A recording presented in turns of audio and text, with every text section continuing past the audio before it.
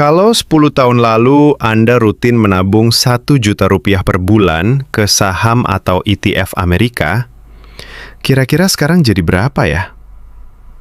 Banyak orang Indonesia masih berpikir investasi itu harus trading harian, cari saham gorengan, atau cari cuan cepat, atau bahkan korupsi. Padahal, kenyataannya, banyak orang kaya di dunia justru kaya karena strategi yang sangat membosankan. Rutin menabung di indeks ETF Amerika. ETF itu adalah kumpulan perusahaan-perusahaan terbaik yang dipilih oleh manajemen investasi. Yang paling lama itu SP, diluncurkan 22 Januari 1993. Ini adalah kumpulan 500 perusahaan terbesar Amerika. Kalau Anda punya 1 juta rupiah dan dibelikan ETF SPY ini, artinya uang Anda itu akan disebar di 500 perusahaan yang ada di ETF ini. Jadi, ETF itu seperti keranjang. Secara statistik, orang Indonesia yang berinvestasi di saham hanya 6% dari total penduduknya. Mereka lebih banyak menyimpan uang di bank, deposito, properti, emas, atau di kaleng kongguan. Kalau di Amerika, penduduknya berinvestasi di pasar saham sekitar 50-60%. Kalau di Indonesia, hanya 4-6% dari total populasi. Jadi kecil sekali orang Indonesia berinvestasi di pasar saham. Masalah terbesar kita sebenarnya bukan kurang penghasilan. Sebesar apapun penghasilan Anda, pasti Anda akan merasa kurang terus. Betul kan?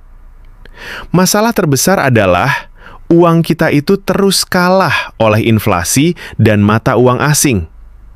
Bayangkan, kalau inflasi rata-rata Indonesia sekitar 5% per tahun, maka dalam 10 tahun, uang kita akan tergerus nilainya 40%. Artinya, kalau hari ini uang kita 100 juta rupiah, 10 tahun lagi nilainya hanya 60 juta rupiah.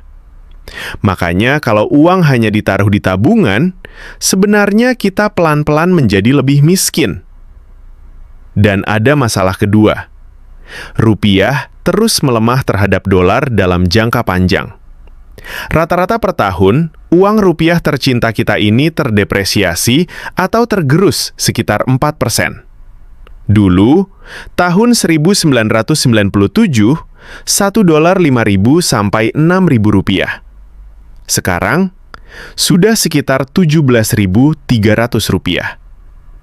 Sekarang pertanyaannya, kenapa investasi di Amerika? Karena Amerika masih menjadi pusat ekonomi dunia. Perusahaan terbesar dunia ada di sana. Apple, Microsoft, Nvidia, Amazon, Google, Meta. Dan kabar baiknya, kita tidak perlu beli satu-satu. Kita bisa membeli semuanya sekaligus melalui ETF. ETF itu seperti keranjang saham. Jadi sekali beli, kita langsung punya ratusan perusahaan besar dunia. Sekarang bagian paling penting, compounding. Albert Einstein bahkan pernah menyebut compound interest sebagai keajaiban dunia ke-8.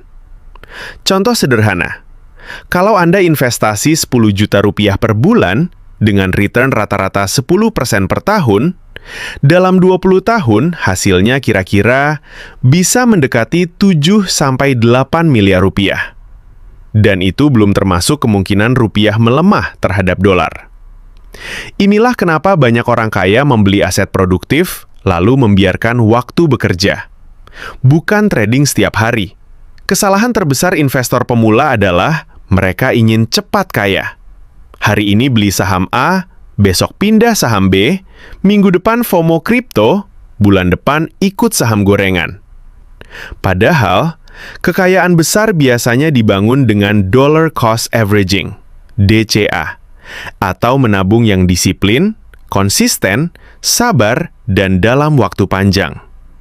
ETF Index membuat kita tidak perlu pilih saham tiap hari, tidak perlu stres market harian, cukup rutin DCA setiap bulan. Dan kalau kita butuh duit 2%-nya saja, tinggal jual sebesar dana yang kita perlu, lalu transfer ke rekening kita. Tidak perlu jual semuanya seperti jual properti rumah atau tanah.